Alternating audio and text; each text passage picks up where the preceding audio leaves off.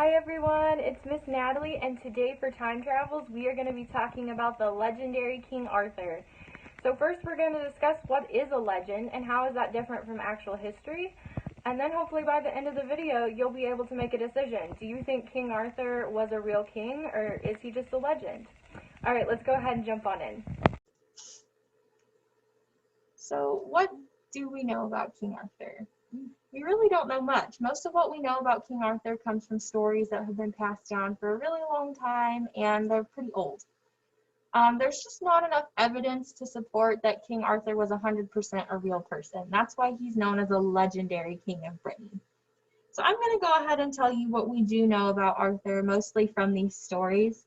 And maybe by the end of this video, you'll have come up with what you think. Do you think he was a real king, or do you think he's just a story? So supposedly Arthur would have ruled Britain at a time when they needed a king the most. So it was after the Romans had just left the area and Britain was kind of being bullied by surrounding tribes. One of the more famous stories about Arthur was written by Sir Thomas Malory in about 1485. And Arthur would have ruled way before then. So that's kind of another issue why we don't know much about him, because he would have supposedly ruled such a long, long time ago.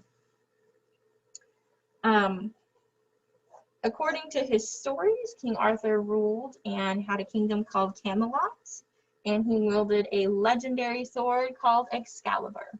And this is maybe what Arthur would have looked like. We don't really know. So I think one of the more popular stories that people think of when they hear King Arthur is the Sword and the Stone.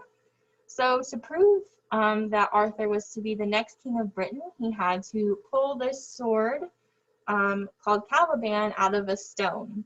And supposedly the sword would only budge for whoever was supposed to be the next king of Britain. So apparently many people tried to pull this sword out of the stone and it wouldn't budge.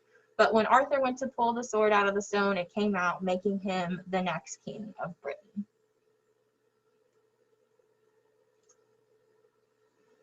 Some of the other stories about King Arthur feature his Knights of the Round Table. So you can see Arthur, he in the biggest chair because he's the king, and he's got the dragon on his shirt. That might be because his name is supposedly Arthur Pendragon. But in the back, you can also see the symbols of the other knights as well. I think a really famous knight from the Arthur stories is Sir Lancelot. There's some stories about him and stories about Arthur's wife, Lady Guinevere. And there are just stories about many of Arthur's knights and the quests that they went on. A lot of these stories about these knights also have magical elements to them, and that's why some people maybe question if these stories are really true, because there's a lot of magic in them, and so, you know, that's kind of where we get the idea, oh, these are just legends. So another character who, you know, kind of helps push the idea along that these are legends because of the magical elements is Merlin, and this is maybe what Merlin would have looked like. He was supposedly a wizard who helped Arthur out. In some stories, he helps Arthur when he's younger, before he's king of Britain, and in some stories, he helps Arthur later on once he's already king. But this is maybe what the wizard Merlin would have looked like, and in some stories, he does end up teaching a woman some of his magical powers, and I think maybe this is what this picture is supposed to be showing us.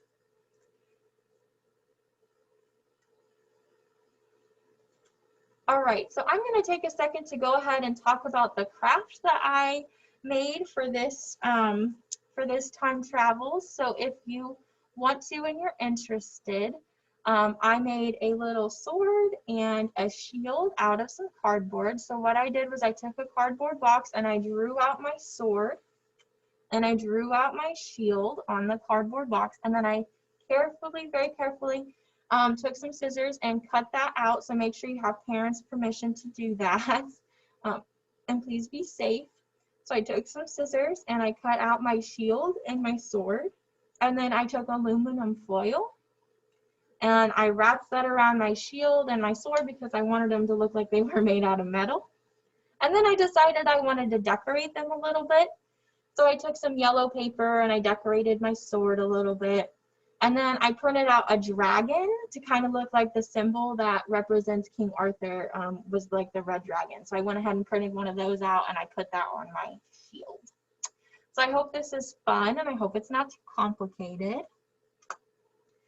So I hope this was fun. I hope it was fun to learn about a legendary king like Arthur. I hope you maybe came to a conclusion. Do you think maybe he could have existed, or do you think that he's just a made-up story?